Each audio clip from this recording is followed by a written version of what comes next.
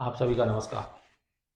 आज हम एक नया वीडियो लेकर के फिर हाजिर हुए हैं और यह वीडियो है जन आरोग्य समिति में सीएचओ की क्या उत्तरदायित्व है।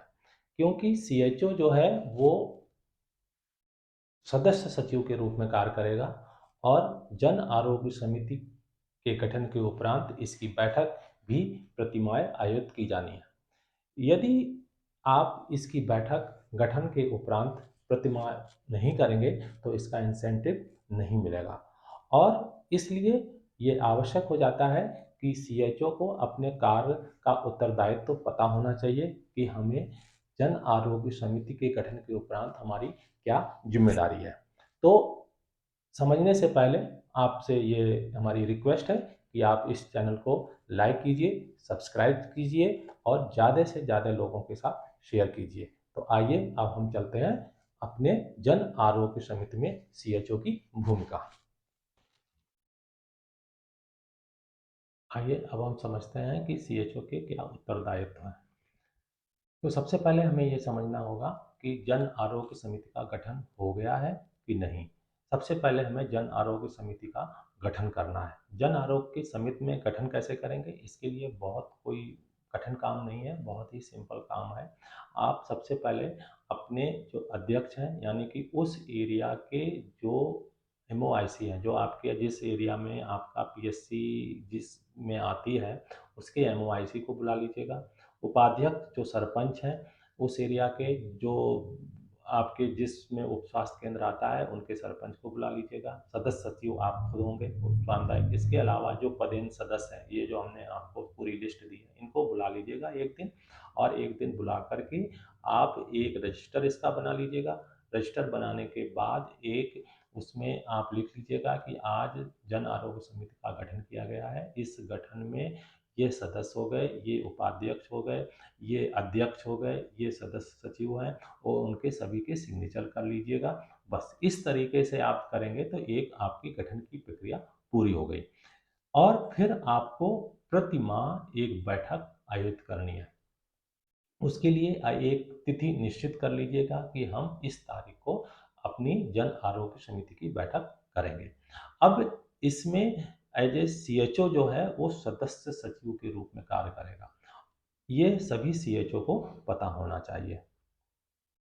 अब इसमें सीएचओ के क्या उत्तरदायित्व होंगे ये आप जान लीजिएगा। सबसे पहला है कि जन आरोग्य समिति से संबंधित जितने मैनेजरियल और एडमिनिस्ट्रेटिव कार्य होंगे वह करने होंगे। अनटाइड फंड का जो मैनेजमेंट होगा वो करना होगा। मासिक बैठक का आयोजन करना होगा। रिकॉर्ड का रख रखाव करवाना होगा। बैठक कार्रवाई विवरण को तैयार करना होगा और संबंधित जो सदस्य हैं उनको सूचित करना होगा। ये मोटे मोटे आपके उत्तरदायित्व हैं जन आरोग्य समिति में। अब इसमें हम डिटेल में चर्चा कर लेंगे कि क्या करना है अपने को। तो सबसे पहला है कि जन आरोग्य समिति की मासिक बैठक होनी चाहिए। जब तक आपकी मासिक बैठक नहीं होगी तो जैसा हमने कि बताया कि आपको इंसेंटिव नहीं मिलेगा इसका। तो जन आरोग्य समिति का गठन के उपरांत इसकी एक डेट निश्चित कर लीजिएगा और उस डेट के 7 दिन पूर्व आप अपने सभी सदस्यों को एजेंडा भी उनके साथ साझा कर लीजिएगा किस तारीख को हम अपनी बैठक रख रहे हैं।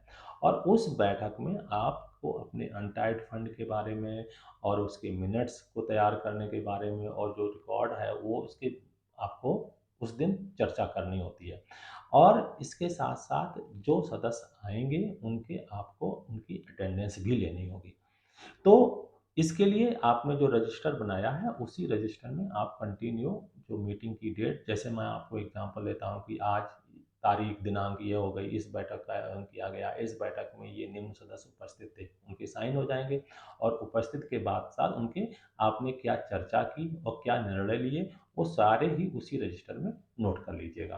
तो इस तरीके से आपके जो बैठक के मिनट्स भी आपके तैयार हो जाएंगे। लेकिन ये याद रखना है कि आपके कम से कम 50% का कोरम पूरा होना चाहिए। जो सदस्य हैं उनका 50% से अधिक सदस्य आने चाहिए। यदि उससे कम आते हैं तो आपकी बैठक नहीं मानी जाएगी, फिर आपको दोबारा बैठक करनी होगी। तो कोशिश ये कीजिए कि आप हर मीटिंग में कम ज़्यादा से ज़्यादा आप तो 100% सदस्य उपस्थित हों ताकि आपकी बैठक को प्रभावी बनाया जा सके। अब अनटाइड फंड का भी प्रबंधन करना होगा, जैसा कि उप स्वास्थ्य केंद्र स्तर पर 50,000 रुपए का प्रावधान है कि अनटाइड फंड के रूप में आपको मिलेंगे।